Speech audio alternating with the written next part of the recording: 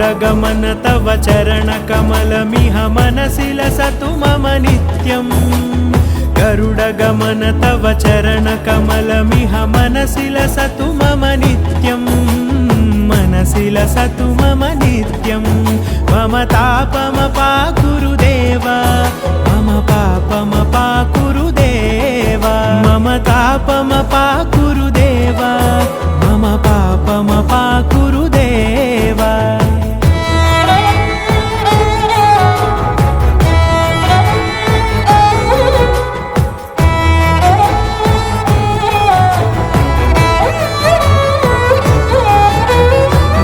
जनयन विधि नमुचिहरण मुख विबुध विनुत पद पद्मा जल जनयन विधि नमुचिहरण मुख विबुध विनुत पद पद्मा विबुध विनुत पद पद्मा।